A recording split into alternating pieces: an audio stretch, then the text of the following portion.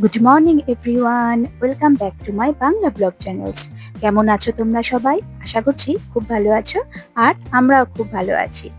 এই যে সকালে ঘুম থেকে ওঠার পরে ঘরের যা অবস্থা থাকে, তো এক এক করে সব কাজকর্মগুলা পরপর করে শেষ করছিলাম। শ্রেয়ার বাবা তো সকাল সকাল খাওয়া দাওয়া করে বেরিয়ে গেছে ইলেকশন ডিউটির জন্য। আর মাম্মারও শরীর ভালো না, তাই মাম্মাকেও স্কুলে পাঠায়নি, দুদিন ধরে স্কুলেও যাচ্ছে না। তাই তো ঘরেই আছে, আর ঘরে থাকলে তো জানো তো সিস্টেমেটিক কিচ্ছু কাজ হয় না, সব লেটে লেটে হয়। তাই ও ঘরে আছে, আর আমিও যে দৈনন্দিন যেটা কাজ সেটা তো করে নিচ্ছি। আর জানো তো আমাদের বাড়িটার রাস্তার সামনে এত ধুলা হয়, দুদিন পর পর পর পর সব লেয়ার পড়ে যায় ধুলার। এটা পরিষ্কার না করলে না এই সোফাগুলোর মধ্যে পুরো দেখা যায়। তাই বলতে গেলে ডেইলি এরকম করে একটু কাপড় দিয়ে একটু পরিষ্কার করতে হয়। আর জানো তো আমার একটু ডাস্ট অ্যালার্জিও আছে, একটু ধুলোবালি থাকলে না একটু সর্দি উর্দি লেগে যায়। সেজন্য আমি চেষ্টা করি প্রত্যেক দিনই এই সবগুলো একটু পরিষ্কার করে রাখার। আর বাচ্চা ঘরে থাকলে তো আরোই বেশি পরিষ্কার করতে হয়।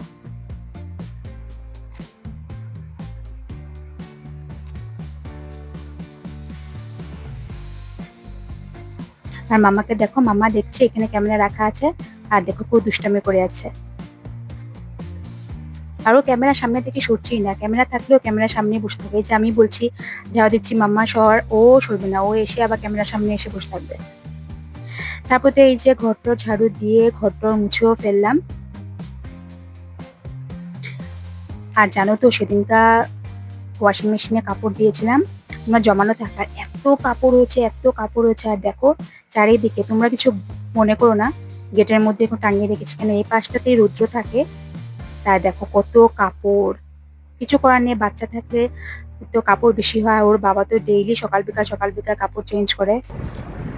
মুখের অবস্থা দেখো, বাইরে এত রোদ, কাপড় মেলতে মেলতে একদম দেখো মুখ টুক একদম ঘেমে একদম চুপচুপা লাল হয়ে গেছে।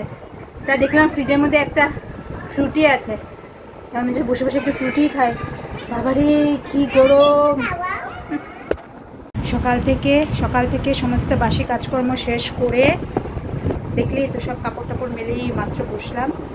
আজকে এখন বাজে প্রায় 12টার মতো। তো বাবা তো চলে গেছে খাওয়া দাওয়া করে আগেই সকালেই ইলেকশন ডিউটিতে। আর মাম্মারও শরীরটা বেশি ভালো না, তাই মাম্মাকে একটু তেল টেল দিয়ে স্নান করিয়ে আজকে আবার বিকালে যাওয়ার আছে। আজকে তোমরা দেখতে পারবে আজকে বিকালে কি আছে। তো চলো ফটাফট সব বাকি কাজকর্ম সব শেষ করি, ফ্রেশ হব, রান্না করব। তো চলো, বসে থেকে লাভ নেই, কাজকর্ম আগে শেষ করি। তারপর তো ফ্রেশ ট্রেশ হয়ে চলে এলাম, ক্রিম টিমে লাগিয়ে নিলাম। আর জানো তো এত গরম, এত গরম, ক্রিম লাগানোর পরেও মানে ঘামতে থাকি।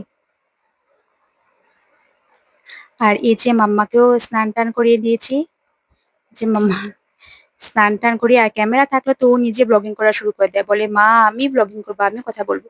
কিন্তু ও কিন্তু বেশ ভালোই কথা বলে। আর স্নান টান করে মাম্মাকেও বেশ ভালো লাগছিল, শরীরটা অল্প ঠিক হয়েছে। আর তারপর তো রান্না করে নিয়েছিলাম রুই মাছের ঝোল, আলু ঝিঙে দিয়ে, তো ভীষণ ফেভারেট। আর তিতকরলা, আলু, কাঁকরোল এইসব দিয়ে করেছিলাম। আর ডাল তো হয়ই রোজই। আর করেছিলাম পাট শাক, এটাকে তোমরা কি কি নামে ডাকো শাকটাকে জানি না, কিন্তু আমরা মানে বাপের বাড়ি আমরা এটাকে পাট শাক বলি। বাবা তো আগে তো বাবা খুব ফেভারিট ছিল, মা এটাকে পাতলা ঝোল করে কাঁঠালের বিচি দিয়ে করতো, ব্যাপক লাগতো খেতে। বাবা তো খুব ফেভারিট ছিল এটা পাতলা ঝোল। তো এটা করে বেসন দিয়ে একটু বড়া করেছিলাম। তারপর সন্ধ্যা হয়ে গেছিল, তারপর আর ভিডিও করা হয়নি। আর এই দেখো ওয়াশিং মেশিনে কত কাপড়, এগুলা সবগুলাকে ভাঁজ করব। ভাঁজ করতে তো প্রায় 8 ঘন্টার মতো লেগে যাবে, ভাঁজ করব তারপর রেডি রেডি হয়ে যাব।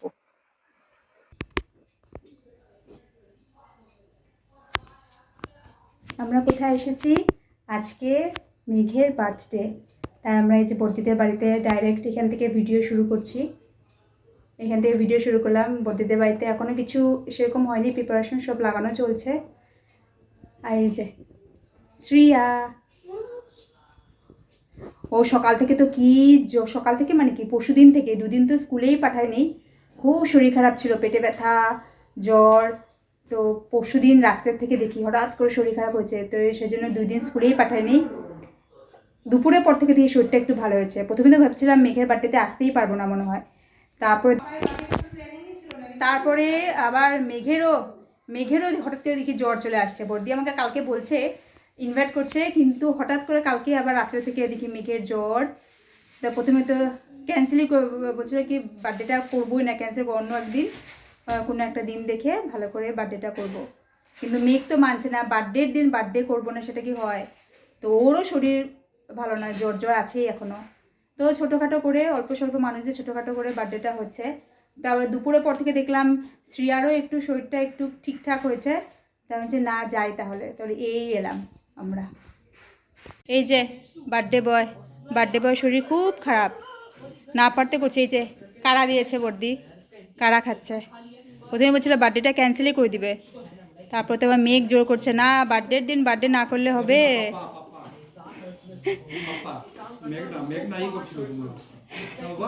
ও হ্যাঁ হ্যাঁ হ্যাঁ, মেঘ তো নাই, মেঘ তাহলে ক্যান্সেলই করে দাও। আমিও বলছিলাম তো রিমি যখন অসুস্থ বাদ দাও, ক্যান্সেল করে দাও কোনো একদিন। তারপর দেখলাম যে না, এই যে ভাইসোনা লাগাচ্ছে সব বেলুন। এখন এই যে বেলুনগুলো সব লাগানো হবে এই ওয়ালে। কোথায় কেক কাটা হবে? এখানে? তাহলে এখানে। তারপর তো বর্দি সঙ্গে একটু গল্প টল্প করলাম। বর্দি ওদের ব্যালকনির মধ্যে দেখালো কি কি ফুল হয়েছে কি কি না। সকালে বলেছে কত ফুল ফুটেছিল, সেটা দিয়ে আজকে পুজো দিয়েছে। সুন্দর সুন্দর জবা ফুল ফুটেছিল, পুজো দিয়েছিল। মোটামুটি সাজানো হয়েছে, ওরা সেরকম করে সাজানো হয় নাই। ছেলে বড় হয়ে গেছে, এখন আর সেরকম করে সাজায় না। এই যে আমি ভাইসোনা মিলে সাজালাম।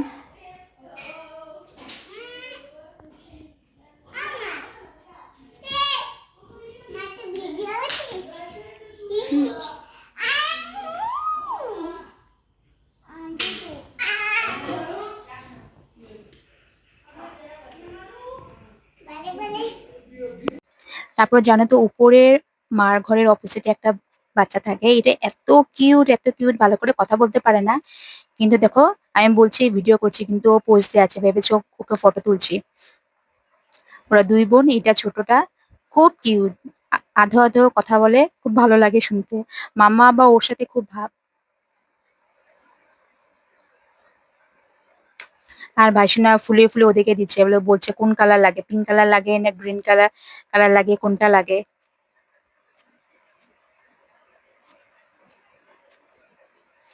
বার্থডেতে তো ওদেরই বেশি মজা, যে বেলুন দিয়ে বাচ্চাগুলো খেলে।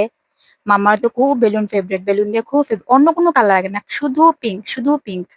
আর এই যে মেঘের কেকও চলে এসেছিল। তারপর তো এই যে কেক কাটা শুরু হয়ে গেছিল, মাম্মাও সাইডে বসেছিল।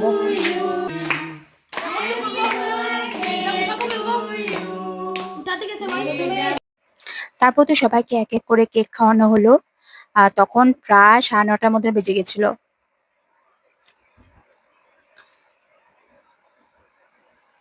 দেরি হয়ে গেছিল অ্যাকচুয়ালি, সবাই স্যারের টিউশন বাড়ি গেছিল, টিউশন থেকে আস্তে আস্তে সবারই একটু দেরি হয়ে গেছিল।